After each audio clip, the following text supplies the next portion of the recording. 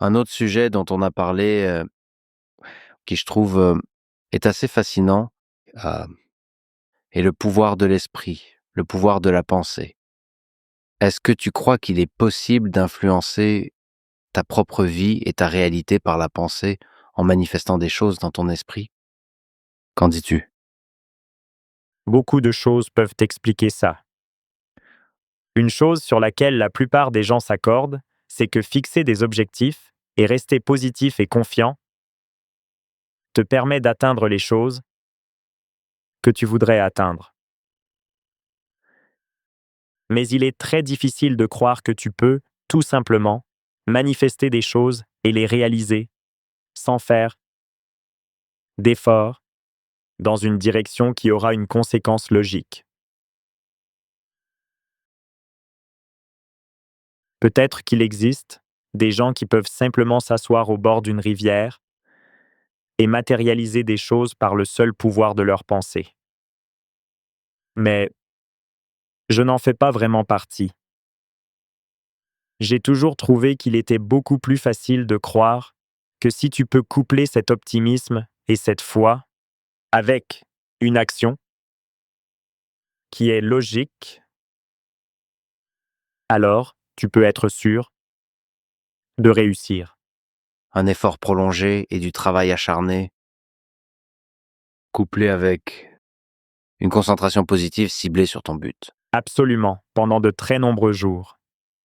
Bien sûr, il est possible de s'imaginer que notre monde est un univers à haute dimension où les humains ont la capacité de naviguer, en quelque sorte, ce monde avec le pouvoir de la croyance qui est couplée avec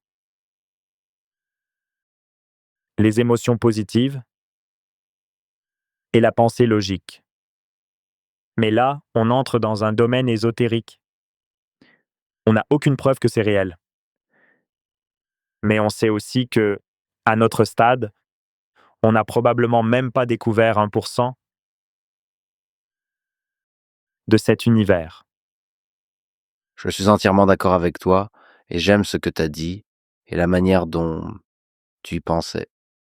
Tu m'as déjà dit qu'il existait peut-être un moyen, avec effort et concentration, de modeler, de transformer le paysage des probabilités autour de soi. Et c'est une belle façon de le visualiser que d'une certaine manière, notre effort et notre point focal changent. Les choses qui sont probables et moins probables. En s'y concentrant, on peut rendre la chose de plus en plus probable. Du moins potentiellement, comme un champ que nous, par nos pensées et nos actions, pouvons modifier. Et puis, nous sommes 8 milliards à le faire, et ensemble il y a cette intelligence collective qui crée le monde que nous voyons, un peu comme les souris. Et comme tu l'as dit, nous en tant qu'humanité ensemble, sommes parfaits. J'aime que tu aies dit ça.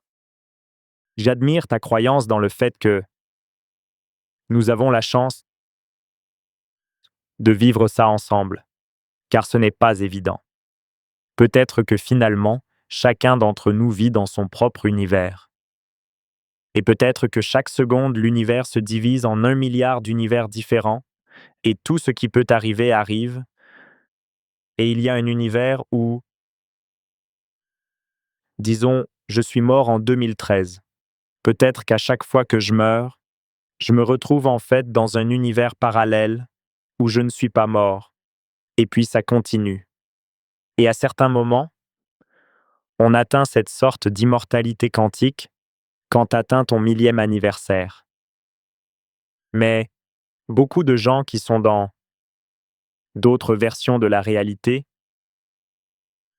pensent que nous sommes morts depuis longtemps.